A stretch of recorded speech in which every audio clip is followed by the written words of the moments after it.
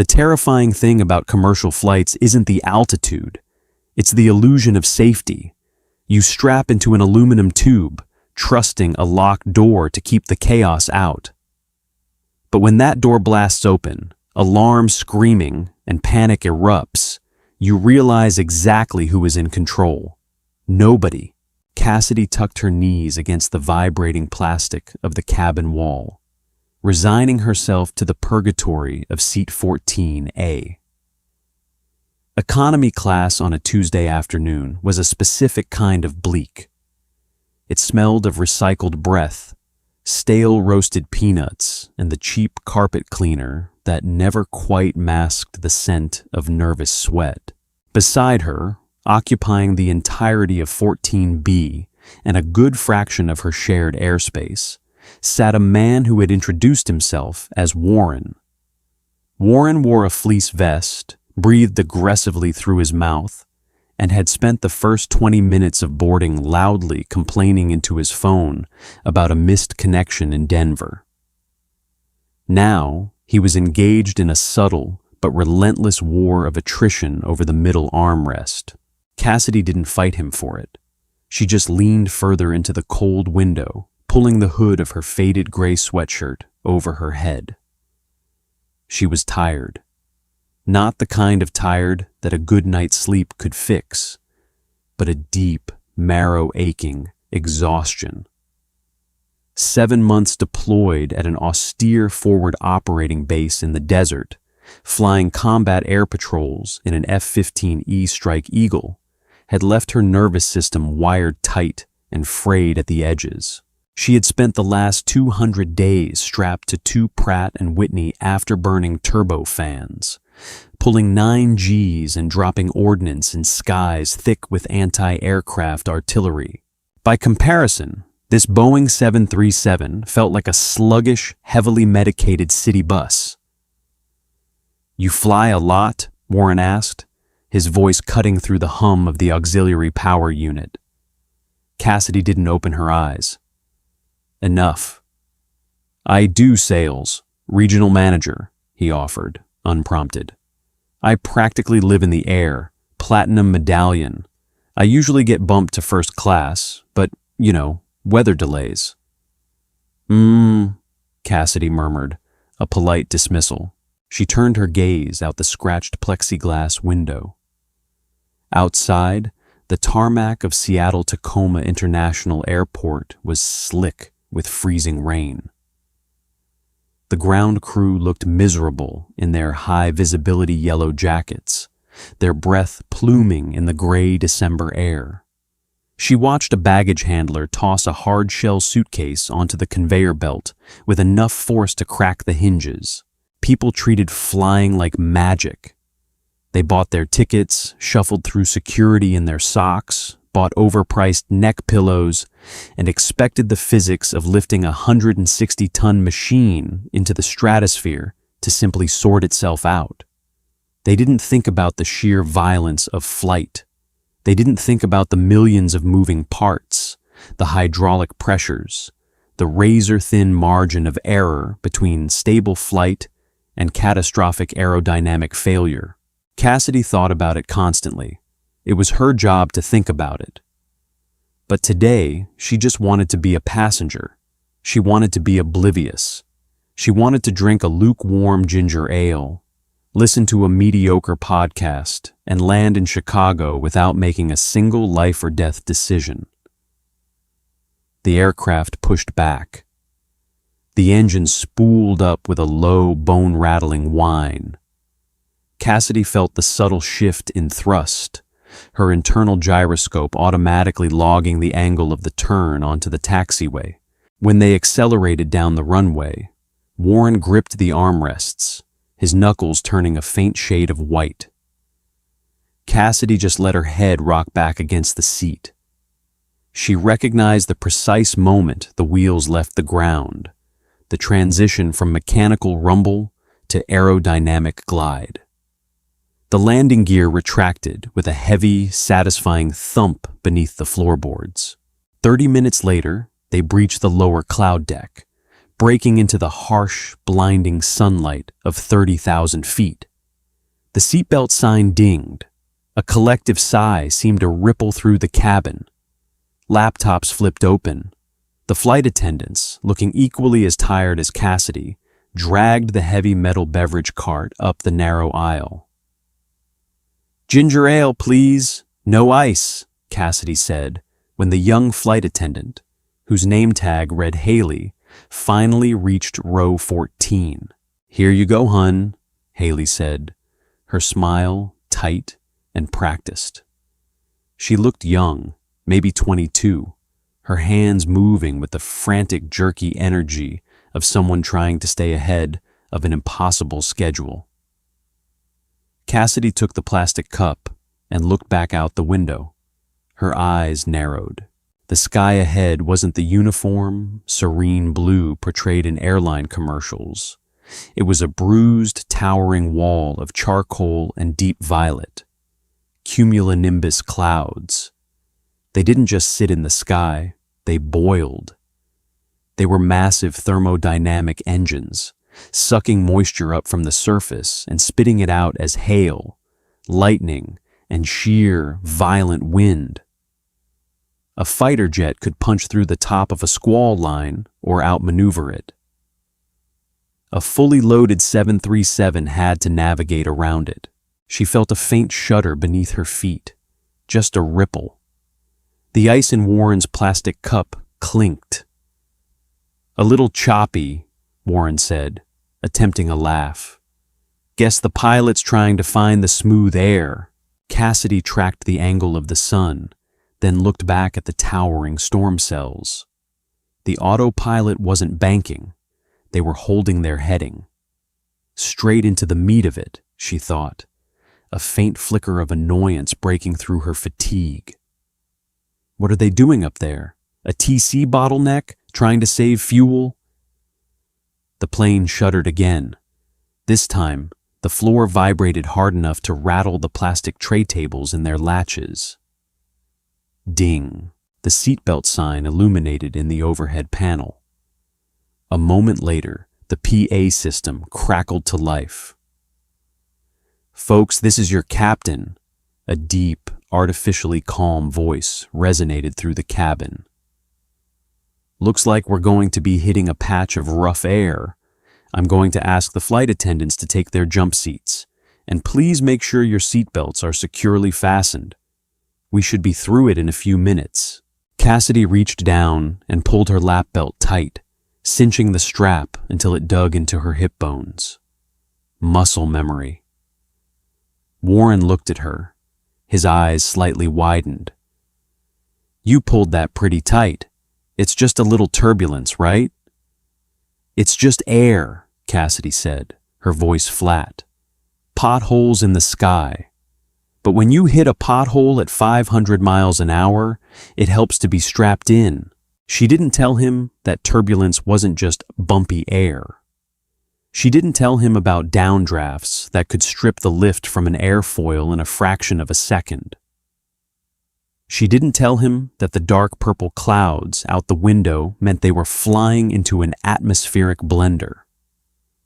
She just closed her eyes, clamped her jaw shut, and waited for the ride to begin. The transition from mild discomfort to absolute terror did not happen gradually. It happened in the space of a single heartbeat. First, the ambient chatter in the cabin died. The gentle hum of conversation evaporated, replaced by the collective holding of breath as the aircraft gave a violent lateral lurch. A woman 2 rows up let out a short, sharp gasp. Then, the floor vanished. It wasn't a dip, it was a free fall. The physics of the cabin inverted instantly. Cassidy's stomach slammed into her ribs. Beside her, Warren's ginger ale erupted from his cup, the amber liquid suspending itself in midair as a perfect, quivering globe. A magazine floated upward from a seat pocket. For one surreal, silent second, gravity ceased to exist. Then the aircraft slammed back into the air column. Gravity returned with a crushing, vindictive force. The suspended globe of ginger ale splattered violently against the ceiling.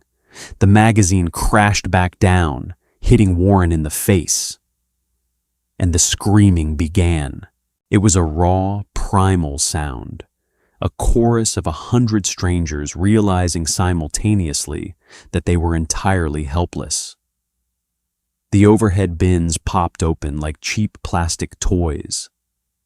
A heavy duffel bag tumbled out, grazing the shoulder of a man across the aisle before slamming heavily onto the floor. Oxygen masks deployed with a sharp, synchronized hiss, dropping from the ceiling and dangling over the passengers like dead yellow snakes. "Oh God! Oh my God!" Warren shrieked, his hands clawing uselessly at his armrests, his eyes wide and unseeing. Cassidy didn't scream. Her heart rate barely elevated. This was the cold, clinical reality of her profession. Her brain bypassed fear and instantly shifted into diagnostic mode. Severe clear air turbulence followed by a microburst downdraft. Structural integrity holding, but we lost altitude fast. Engines still spooling. We're still flying. Another drop hit, harder. The plane pitched down sharply, the nose angling toward the earth. The G-forces shoved Cassidy back into her seat, pinning her against the thin cushioning. Then came the sound. It wasn't the roar of wind or the strain of the engines. It was a sharp, concussive crack, a noise of mechanical fracture that didn't belong in the pressurized sanctuary of the cabin. It came from the front of the plane. Cassidy craned her neck, peering past the flailing arms and dangling masks of the passengers ahead of her. Near the front galley, the situation had deteriorated from chaos to catastrophe. Haley, the young flight attendant, was supposed to be strapped into her jump seat, but she hadn't made it. The severe drop had caught her mid-stride, launching her and the massive metal beverage cart upward. Worse, the cockpit door, the impenetrable, reinforced barrier designed to withstand ballistics and brute force, was open. Cassidy understood immediately. A bathroom break. One of the pilots had stepped out at the exact second the microburst hit. The catastrophic shift in G-forces had turned the forward cabin into a blender.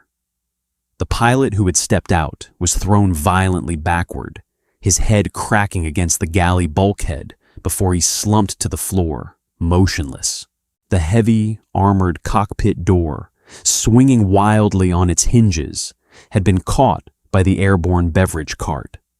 Hundreds of pounds of steel, ice, and glass had slammed into the door with the force of a battering ram, wedging it brutally against the doorframe. The locking mechanism, built to resist a human assault, but not the pinpoint kinetic strike of a flying metal cart under negative Gs, sheared with a sickening metallic screech. The door was busted wide open. Through the jagged, chaotic gap of the galley, Cassidy had a clear view straight into the flight deck. It was a nightmare, illuminated and flashing red. The master warning light was strobing violently. Through the open doorway, the shrieking mechanical voice of the aircraft's computer bled into the cabin's panic.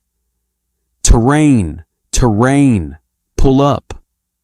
Sink rate! Pull up!" The first officer was alone in the right seat. Even from row 14, Cassidy could see he was bleeding heavily, a dark gash across his forehead, where he must have smashed into the glare shield during the initial drop. His hands were locked on the yoke in a death grip, pulling back with everything he had. He was panicking. He was pulling the nose up too hard, fighting the downdraft with brute force instead of airspeed. Cassidy felt the vibration before she heard it, a deep, sickening shudder reverberating through the floorboards. The wings were buffeting. The airflow over the top of the wings was separating, the stick shaker, a violent, physical rattling of the control column designed to warn a pilot of an impending aerodynamic stall, was loud enough to be heard over the screaming passengers. They were losing lift. If the first officer kept pulling back, the plane would stall entirely, turning from an aircraft into a 160-ton brick. Cassidy reached down and unclipped her seatbelt. The metallic clack was barely audible, but to her, it sounded like a starter pistol. Warren grabbed her arm, his fingers digging into her bicep with bruising force. "What are you doing? The masks! Put your mask on! We're crashing!" Cassidy looked at his hand, then shifted her cold, deadpan gaze up to his terrified face. "Let go." Her voice wasn't loud, but it carried the absolute, chilling authority of a woman who dropped laser-guided munitions for a living. Warren flinched, his hand recoiling as if he'd touched a hot stove. Cassidy stood up. The floor was pitched at a steep, unnatural angle. Walking up the aisle was like climbing a swaying, violently trembling ladder. "Ma'am, sit down!" a man yelled from the aisle seat in row 10, reaching out to grab her sweatshirt. Cassidy slapped his hand away without breaking stride. "Hands to yourself!" she barked, moving with fluid, balanced efficiency. She didn't look out the windows. She didn't look at the weeping passengers. She kept her eyes locked on the open cockpit door, stepping over spilled luggage and shattered plastic cups. The mechanical voice continued to scream. "Pull up! Pull up!" She reached the forward galley. It was a disaster zone of crushed aluminum cans, spilled tomato juice that looked horrifyingly like blood, and scattered ice. Haley was huddled in the corner, clutching her knee, hyperventilating in short, ragged gasps. The captain, a gray-haired man with 4 stripes on his epaulets, was wedged beneath the crushed beverage cart, entirely unresponsive. Cassidy didn't stop to check his pulse. Triage rules in aviation were simple. Fly the plane first. Everything else came second. She grabbed the edge of the busted cockpit door, ignoring the jagged metal tearing at her palm, and hauled herself over the threshold into the flight deck. The noise inside was deafening. The rushing of the wind against the windshield, the blaring klaxons, the relentless robotic voice warning them of the ground rushing up to meet them. The first officer, his face pale beneath the blood, didn't even notice her enter. He was entirely task-saturated, his eyes blown wide, locked in a state of target fixation on the spinning altimeter. He grunted with effort, yanking the yoke back toward his chest. "You're stalling it!" Cassidy shouted over the din. The first officer flinched, finally registering her presence. "Get out!" he screamed hysterically, his voice cracking. "Get back in the cabin!" Cassidy didn't retreat. She stepped forward, planting her feet wide on the slanted floor of the cockpit, and looked straight out the windshield. The anvil cloud had swallowed them whole. It was a chaotic, swirling void of gray and black, violently churning. But through a brief break in the clouds, Cassidy saw something that made her stomach drop. It wasn't sky. It was the dark, jagged peaks of the Cascade Mountains, rising up to meet them. Donovan's grip was a rigor mortis of pure panic. He was hauling the control column backward, bleeding critical airspeed by the second. The altimeter numbers were spinning backward in a blur. The wind outside roared, a deafening mechanical howl tearing against the airframe. Cassidy dropped into the empty left seat. She didn't bother with the 4-point harness. She reached directly across the wide center console and clamped her hands aggressively over his. "Let go of the yoke." "We're going down!" Donovan shrieked, his voice fracturing into a hysterical octave. We're stalling. Nose down to gain speed or we drop like a stone. Let go. She didn't wait for his compliance. Time was a luxury they had entirely run out of. Cassidy drove her right elbow directly into Donovan's bicep. It was a sharp, localized, and brutal strike. The nerve flared instantly. Donovan gasped in shock, his death grip faltering for a microsecond. It was enough. Cassidy shoved her control column violently forward. The Boeing 737 pitched its nose down, diving straight toward the jagged, snow-capped mountain peaks. Alarms screamed in triple time, a cacophony of synthetic terror. Terrain! Pull up! Terrain! Pull up! In the cabin behind them, the screaming hit a fever pitch. To the 140 passengers strapped into the back, it felt like the final, fatal plunge. The floor dropped away again, the negative G-forces lifting their stomachs into their throats. To Cassidy, sitting in the captain's chair, it was nothing but fundamental aerodynamics. You cannot fly without airspeed. You cannot steer a stalled wing. She stared unblinkingly at the primary flight display. She watched the airspeed indicator tick upward. 180 knots, 210 knots. The sluggish, heavy airframe finally began to bite into the dense, turbulent air again. Lift was returning to the wings. "My aircraft," Cassidy stated. The phrase was an absolute reflex.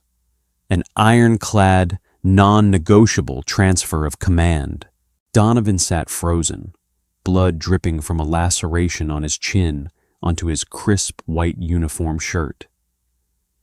He looked at her, his traumatized brain entirely unable to process the woman in the faded, oversized gray hoodie currently piloting a commercial airliner. The windshield suddenly filled with dark granite and towering pine trees. The mountain was coming incredibly fast, tearing through the cloud deck right in front of them. "Airspeed is good," Cassidy muttered under her breath, a habit formed over thousands of hours in a fighter cockpit. Loading the G's, she pulled back on the yoke. She didn't execute a panicked, aggressive yank like Donovan had. She applied a smooth, deliberate, incredibly heavy pull. She felt the massive, undeniable weight of the Boeing actively resist her. It wasn't a Strike Eagle. It didn't respond to control inputs like a sports car. It responded like a loaded freight train plowing through mud. She gritted her teeth, bracing her heavy boots against the rudder pedals, fighting the immense aerodynamic forces that were desperately trying to keep the nose down. The airframe groaned. The metal bulkhead shrieked in protest. Overhead panels snapped, cheap plastic raining down onto the flight deck floor. Cassidy held the immense pressure, her forearms trembling under the physical strain. The nose rose, slowly, agonizingly, terrifyingly slowly. The dark, damp green of the tree line scraped violently past the belly of the aircraft. Cassidy felt a massive, jarring shudder reverberate through the floorboards, a heavy pine branch physically clipping the landing gear doors. A sound exactly like a shotgun blast echoed heavily beneath their feet. And then, sky. It was a gray, turbulent, exceptionally ugly sky. But it was sky. They cleared the granite ridge by less than 200 vertical feet. Cassidy leveled the wings, breathing out a long, slow, controlled breath. The violent stick shaker finally stopped. The horrific automated voice warning them of their impending death fell completely silent. For a terrifyingly long moment, the only sound was the heavy, rhythmic thrum of the twin turbo fan engines and the freezing rain hammering aggressively against the reinforced glass. Cassidy glanced to her right. Donovan was heavily hyperventilating, his hand shaking violently in his lap, his eyes wide and vacant.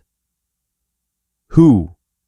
Who are you? He stammered, the words barely audible over the wind noise. Captain Cassidy Hayes, United States Air Force. I fly F-15 E-Strike Eagles out of Mountain Home. She didn't look at him.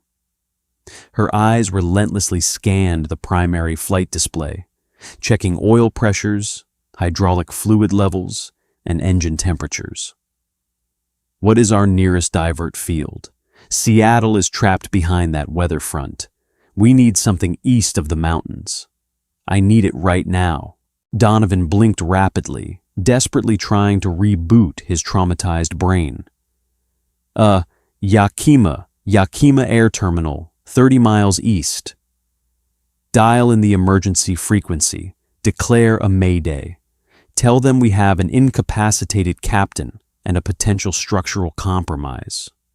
Requesting an immediate vector for an ILS approach. Donovan fumbled pathetically with the radio panel, his bloody shaking fingers slipping repeatedly on the smooth dials. Cassidy ignored him and watched her instruments. The plane was technically flying, but it felt incredibly sick. The flight controls were mushy and sluggish. The severe microburst had violently overstressed the airframe, and she wasn't entirely sure if the hydraulic lines were fully intact. She kept her physical inputs microscopic, treating the massive jet like a fragile piece of glass. Behind them, the cabin was eerily, profoundly quiet. The deafening screaming had completely stopped, entirely replaced by the low, miserable, collective sound of people quietly weeping. Cassidy actively ignored it. Emotion was a severe liability. Empathy was a luxury she absolutely could not afford until the parking brake was securely set. The descent into Yakima Air Terminal was entirely devoid of any aviation elegance. It was a brutal, exhausting, mechanical wrestling match from the sky to the dirt. The heavy bruised cloud cover finally broke at 3,000 feet, revealing the flat, arid, freezing landscape of central Washington state. The main runway at Yakima was a gray, narrow ribbon stretched out amidst frozen brown dirt, patches of snow, and sparse industrial buildings. To a commercial pilot flying a damaged Boeing 737, it looked impossibly, terrifyingly small. "Flaps 15, Cassidy commanded, her voice cutting through the cockpit like a whip. Donovan, functioning now merely as a pale, automated extension of her sheer will, moved the heavy lever. "Flaps 15. The aircraft bucked violently as the flaps deployed into the slipstream. Cassidy fought the yoke, her shoulder muscles burning with lactic acid. The aerodynamic drag felt severely lopsided. Something significant on the right wing was definitely bent or structurally broken. She had to hold constant, heavy left rudder pressure just to keep the nose pointed remotely at the runway. "Gear down." Donovan threw the heavy landing gear lever. An incredibly loud rush of freezing wind filled the cabin, followed closely by 3 distinct, immensely heavy thuds. 3 green lights illuminated brightly on the center panel. The gear was down and locked. "We are coming in incredibly hot," Cassidy said, her eyes locked intensely on the runway threshold lights. "I don't trust the flap actuators to go fully dirty without throwing us into an uncontrollable right roll. We are landing fast. Do you understand?" "Runway length is only 7,000 feet, Donovan said, his voice tight and completely strangled by fear. "I've stopped 30,000 pounds of fighter jet on a wet runway in exactly half that distance. We will be fine. Get your hands ready on the thrust reversers." The frozen ground rushed up to meet them. It didn't look like a standard landing approach. It looked exactly like a highly controlled collision. Cassidy didn't flare gracefully to bleed off the final knots of speed. She drove the main gear directly into the freezing tarmac with a bone-jarring, brutal impact. The 737 hit incredibly hard. The nose gear slammed violently down a fraction of a second later. "Reversers now!" Donovan hauled the thrust reverser levers aggressively backward. The twin engines roared with a deafening, unnatural metallic pitch, actively fighting their own massive forward momentum. Cassidy physically stood up on the brake pedals, burying them entirely into the floorboards with all of her leg strength. The anti-skid braking system stuttered violently. The entire cabin shook as if it were tearing apart. Massive tires screamed loudly against the frozen concrete, laying down thick, acrid black smoke. The painted runway numbers blurred past the windows. 4,000 feet remaining. 3,000 feet. Cassidy held the immense pressure, her hands gripped like steel vice grips on the yoke, aggressively keeping the nose dead center on the yellow line despite the heavy crosswind. 2,000 feet. The deafening roar of the engine reversers finally began to fade. The excessive speed aggressively bled off. 100 knots, 60 knots, 30 knots. With less than 500 feet of concrete remaining before the runway abruptly ended in a frozen dirt field, the Boeing 737 finally surrendered. It rolled to a heavy, exhausted, groaning halt, the carbon brakes smoking heavily and popping loudly in the freezing air. Cassidy set the parking brake with a sharp, final click. She took her hands completely off the yoke. They were violently trembling. A fine, high-frequency, uncontrollable tremor that always followed a heavily contested combat sortie. The massive dump of adrenaline was finally beginning to metabolize in her bloodstream, leaving a cold, hollow, aching void in its immediate wake. She looked out the side window. Massive yellow airport fire trucks were already swarming the tarmac, their strobing red and blue lights flashing aggressively against the gray afternoon sky. In the right seat, Donovan suddenly slumped forward heavily against his shoulder harness, burying his pale face completely in his shaking hands. A raw, ragged, entirely uncontained sob tore violently out of his throat. Cassidy didn't lean over to comfort him. She reached over and unbuckled her borrowed safety harness. She stood up, her combat boots crunching loudly on the broken plastic and shattered glass scattered across the flight deck floor. She stepped carefully backward into the forward galley. The actual captain was finally awake, groaning in absolute agony, a local paramedic already pushing aggressively through the forward emergency exit door to reach him. Haley, the young flight attendant, was sitting motionless against the reinforced bulkhead wall, staring completely blankly at the stained carpet. Cassidy moved silently right past them. She walked directly back into the main passenger cabin. The deployed yellow oxygen masks dangled everywhere like forgotten, morbid party decorations. The smell of human vomit, spilled cheap alcohol, and raw, unfiltered fear was entirely overpowering.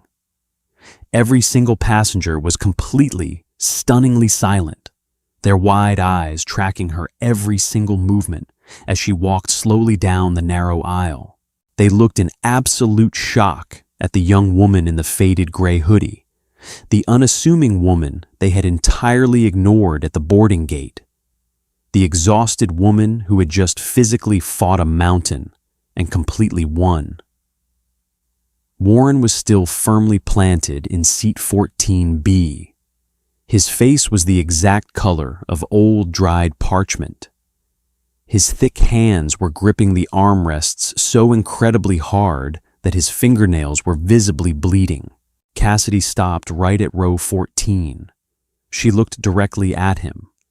She looked down at the plastic armrest they had silently, pointlessly battled over hours ago.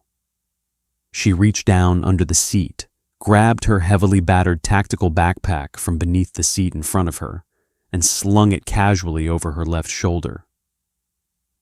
"You can have the armrest," Cassidy said, her voice remaining perfectly flat. She turned and walked slowly toward the emergency exit. She didn't wait around for the applause to start. She didn't wait to answer any questions from the authorities. She just wanted to go back home and finally get some sleep.